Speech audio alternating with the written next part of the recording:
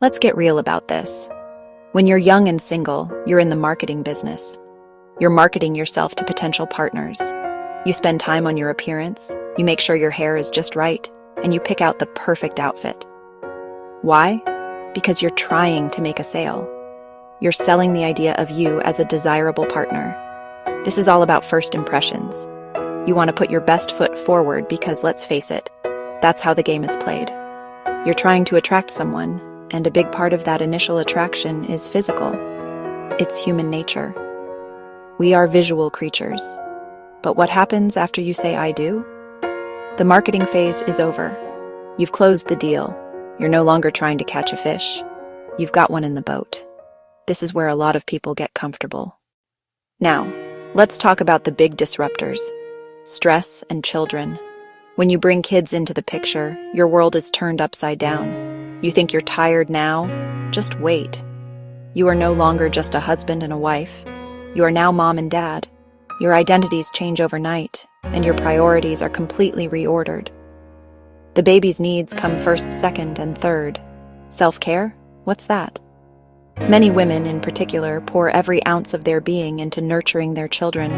Their bodies have changed, their hormones are all over the place, and they are in a 24/7 state of high alert. The idea of putting on makeup or a nice outfit can feel like climbing Mount Everest. For many fathers, this is a confusing time.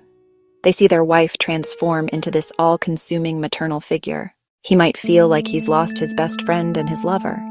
He wants to help, but sometimes he doesn't know how, or his efforts are met with criticism because he's not doing it right.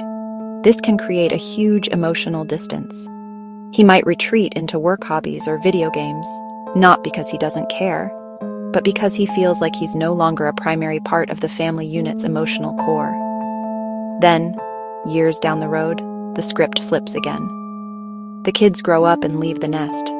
For a woman who has poured her entire identity into being a mother, this can be devastating. This is the empty nest syndrome you hear about. Suddenly, the house is quiet. She looks across the dinner table at her husband and might not recognize the man sitting there. When that connection is gone, people start looking for it somewhere else. When that connection is gone, this is where infidelity often comes into the picture. Someone at work pays you a compliment. An old flame reconnects on social media and reminds you of a time when you felt alive and attractive. They are offering validation, excitement, two things that may have been missing from your marriage for a very long time. And let's be clear, is thinking about someone else cheating? That's a slippery slope. A fleeting thought is one thing, but when you start nurturing a fantasy, you're in trouble. You're creating a secret world that your spouse isn't a part of. This is what I call emotional infidelity, and it is a betrayal. It's a breach of the trust and intimacy that forms the foundation of a marriage. So how do you make it work? How do you build a healthy, happy relationship that can withstand all these challenges? First, a good marriage doesn't just happen. It's not a noun, it's a verb. Be sure to like and subscribe to SCO's YouTube channel.